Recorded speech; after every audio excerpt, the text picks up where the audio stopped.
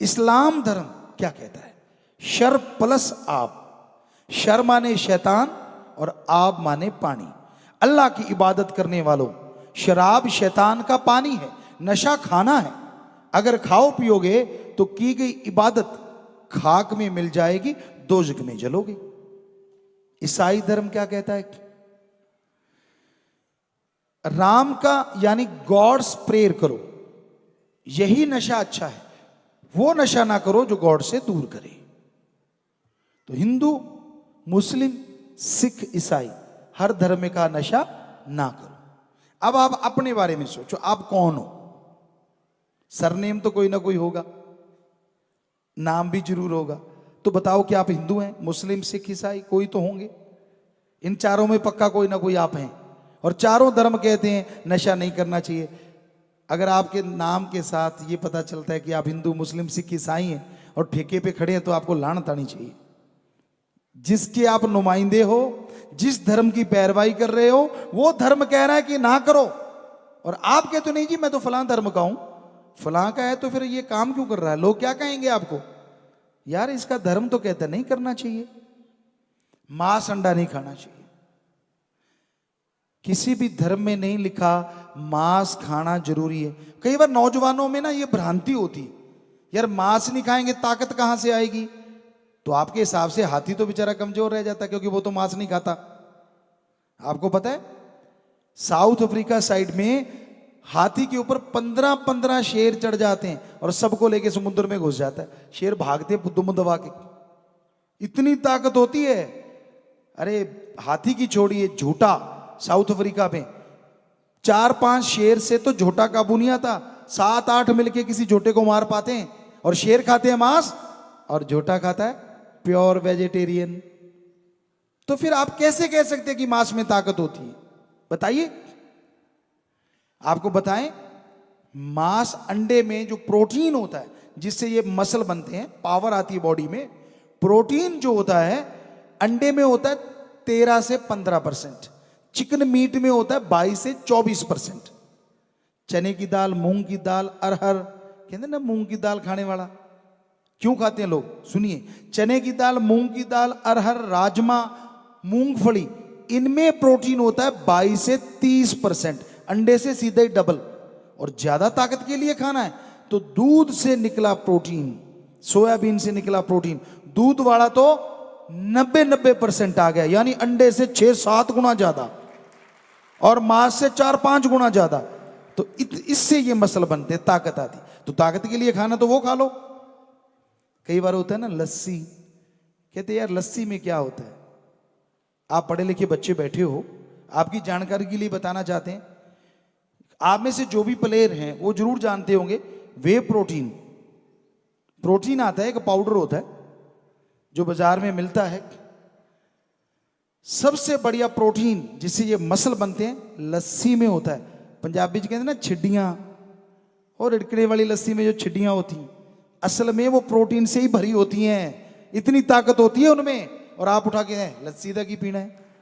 राजस्थान में लोग लस्सी पीते थे हमारे टाइम में, हमने देखा, हम भी बहुत पीते थे।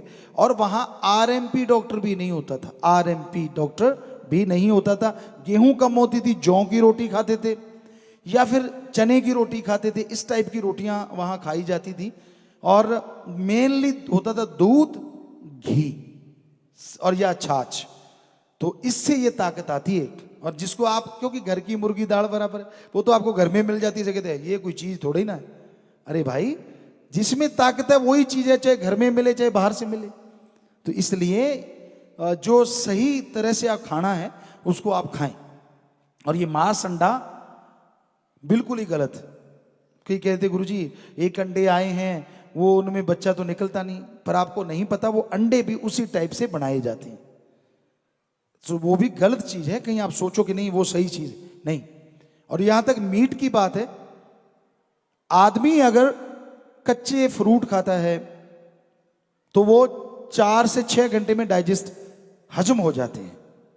उबाल के खाते हो तो 6 से 8 घंटा ज्यादा से ज्यादा। तड़ के खाते हो तो 8 से 12 घंटा सब्जियां। लेकिन मीट जो कोई खाता है 32 से 42 घंटे लगते हैं हजम होने में, उतनी देर आंतड़ियों में पड़ा रहता है, उतनी देर वो हजम ही नहीं होता, और उससे बैक्टीरिया वायरस निकलते हैं जो कैंसर का कारण बन सकते हैं, बहुत सारी बीमारियों का कारण बनते हैं। तो इसलिए साइंस भी अब कहने लगी है वी आर प्योर वेजिटेरियन, हम शुद्ध शाकाहारी हैं। बहुत सारी बाहरी निशानियां हैं, वैसे तो सारा शरीर ही शाकाहारी जीवों से मिलता है।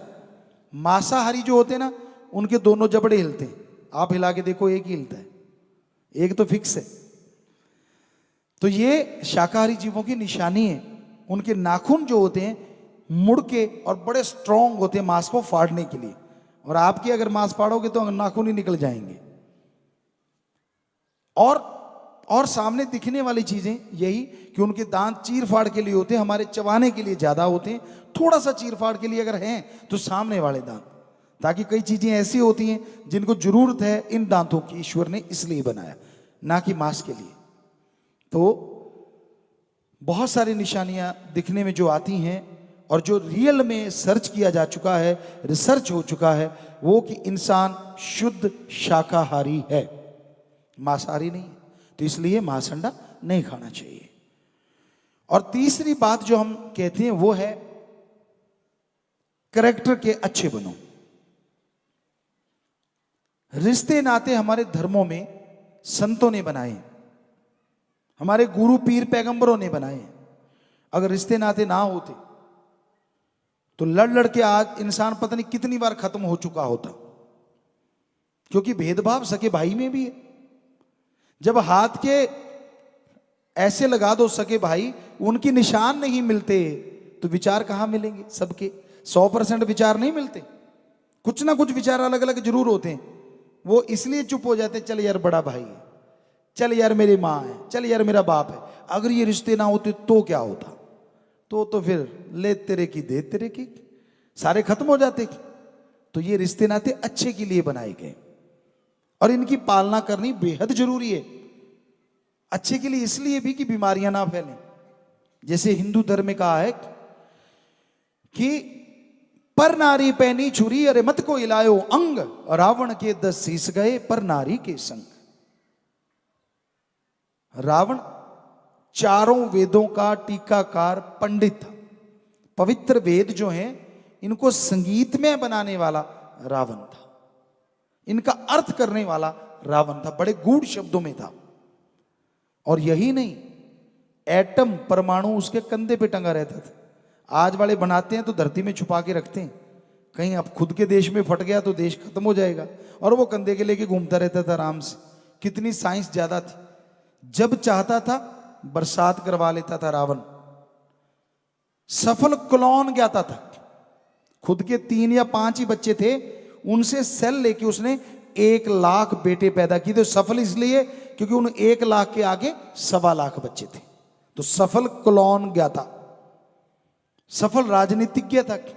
लेकिन एक ही बुरा काम किया उसने जिंदगी में, पराई औरत सीता जी को उठाया। तो 1 लख पूत 1.25 लख नाती, तेरा वन घर दिया ना बाती।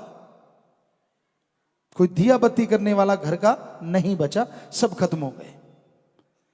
तो इसलिए हिंदू धर्म में लिखा है पति पत्नी का रिश्ता 100% ठीक है, इसके अलावा किसी से गलत रिश्ता ना बनाए, वरना बर्बादी का घर हो जाता है। ये बात सिख धर्म में लिखी है। रिश्ते नाते इंसानों में होते हैं, पशुओं में नहीं के बराबर। जब आदमी पशु बनेगा, इधर नरक आगे नरक। एड्स काला पीलिया आया ही पशुओं से है। तो गुरु साहबानों ने जो भी कहा कि यहां नरक, बच्चे नरक भोगते हमने देखे, और आगे नरक। इस्लाम धर्म में लिखा है जायज रिश्ता अख्तियार करो, नाजायज रिश्ता दोज़ख की आग में जलाता रहता है।